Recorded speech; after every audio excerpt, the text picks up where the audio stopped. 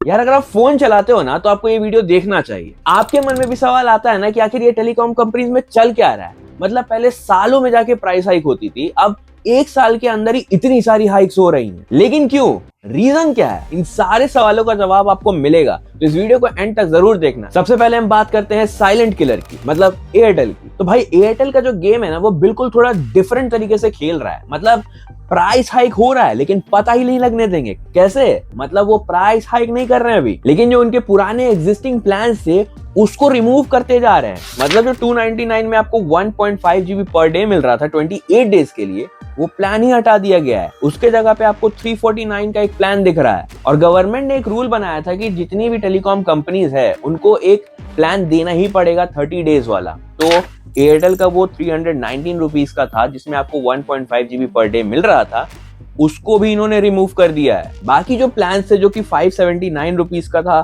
619 rupees का था और 649 रुपीज का जो था, वो यूपी और उत्तराखंड से रिमूव कर दिया गया है। और भी स्टेट से धीरे धीरे कर ही रहे होंगे। बाकी एक और प्लान था जो कि 859 रुपीज का था, लेकिन वो प्लान अब आपको 899 रुपीज का मिल रहा है। खैर एयरटेल जिस हिसाब से काम कर रहा है, मुझे बहुत ही अंदर से फीलिंग आ रही है कि अभी वो बहुत सारे कस्टमर्स को खोने वाले हैं। और दूसरी तरफ अगर हम जियो की बात करें तो यार जियो अभी प्राइस हाइक नहीं कर रहा है, बल्कि जियो आपके लिए एक 300 रुपीज का प्लान लेकर आया है। मतलब जियो प्राइम वापस लेकर आया है। एंड जियो प्राइम वही है कि आप एक साल तक के लिए अपने सारे रिचार्ज को लॉक कर सकते हो। आप जो भी अभी तक करना चाहते हो अपने एग्जिस्टिंग प्लान को लॉक, आप एक साल तक के लिए कर सकते हो। मतलब जो लोग इसको लॉक नहीं करेंगे उनके लिए जो नई प्लान्स होगी वो वैलिड होगी। लेकिन अगर आपने लॉक कर लिया तो एक साल तक के लिए अभी जो आपके पेज पे आपको दिख रहा है जितने भी रिचार्ज है वो आपको उसी प्राइस पे मिलेंगे एक साल तक। हाँ बस एक चीज ध्यान रखना कि जैसे ही प्राइस हाइक होती है उसके बाद अगर आप ये 300 वाला रिचार्ज करते हो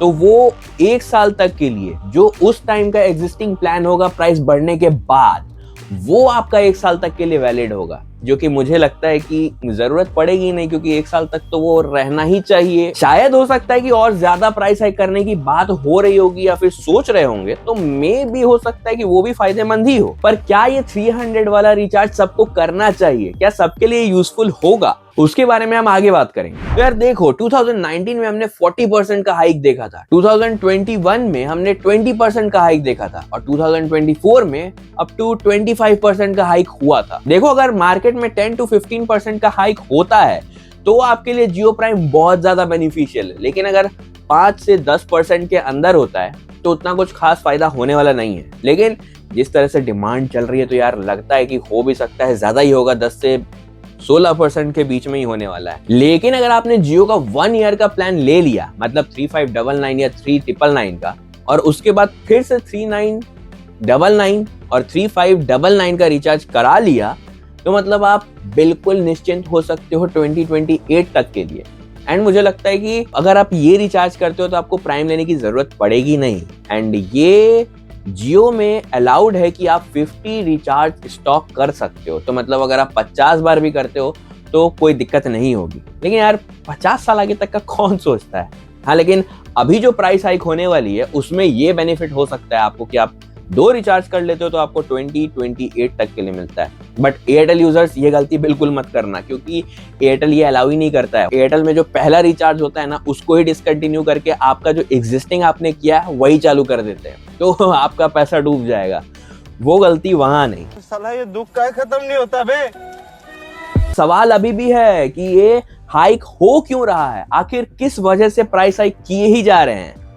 तो जवाब है, रीजन लिस्ट करने बैठेंगे तो बहुत सारे रीजंस मिलेंगे, लेकिन जो मेन रीजंस है वो है ARPU, 5G investment, debts clear करने हैं। और अगर मैं एयरटेल की बात करूं तो एयरटेल का कहना है कि यार हम आपको सब कुछ प्रीमियम देते हैं। मतलब हमने एयरटेल ब्लैक दिया है आपको, एयरटेल प्रायोरिटी दिया है, मतलब हर कुछ में आपको सबसे आगे रखने की कोशिश रहती है हमारी। तो उसके लिए जेब ढीला करना पड़ता है ना। ये भगवान क्या जुल्म है। जितनी भी टेलीकॉम कंपनीज हैं इंडिया में, ऑलमोस्ट मान के चलो आपकी पर मंथ मैक्सिमम चाहते हैं कि निकले जितना निकाल सकते हैं, तो शायद 250, 300 उसी के आसपास में मान के चलो कि पर महीने ये चाहते हैं कि आपसे चार्ज करें, ताकि आपको और अच्छे तरीके से सब कुछ प्रोवाइड कर सके। मतलब 5G का इन्वेस्टमेंट कर सके और धीरे धीरे नेटवर्क को स्ट्रॉन्ग कर सके। एंड मुझे लगता है कि इसके लिए सबसे ज्यादा जरूरत एयरटेल को है अभी, क्योंकि यार मैं एक्सपेक्ट नहीं करता था कि इतनी बड़ी कंपनी मेरा एक्सपीरियंस खराब करेगी आगे जाकर, क्योंकि मैं बहुत ज्यादा ट्रस्ट करता था एयरटेल पे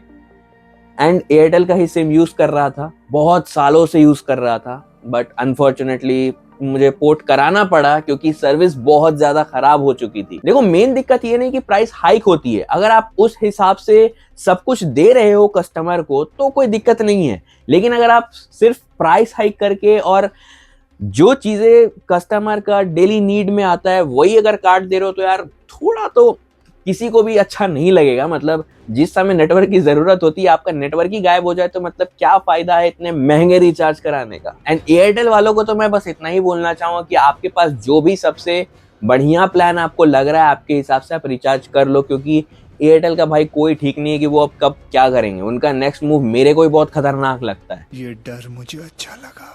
देखो धीरे धीरे इंडिया का टेलीकॉम मार्केट चीप इंटरनेट से हायर एआरपीयू की तरफ बढ़ते जा रहा है। तो पिक्चर पूरी यही है कि जहां डुओपोली मोनोपोली हो जाती है उसके बाद कस्टमर्स बस देखते ही रह सकता है और कुछ नहीं कर सकते हम। प्राइस हाइक हो रही है तो होगी, हमें बस रिचार्ज करना है। अगर हम उस सिस्टम का पार्ट बने रहना चाहते हैं या हम यूज करना चाहते हैं इंटरनेट को एंड कॉल्स को, तो हमें पार्ट बन के रहना पड़ेगा। आई होप कि आपको इस वीडियो से कुछ क्लियरिटी मिली होगी एंड आप डिसाइड कर पाओगे कि अब आपको करना क्या है। मैं मिलता हूं आपसे फिर से, तब तक के लिए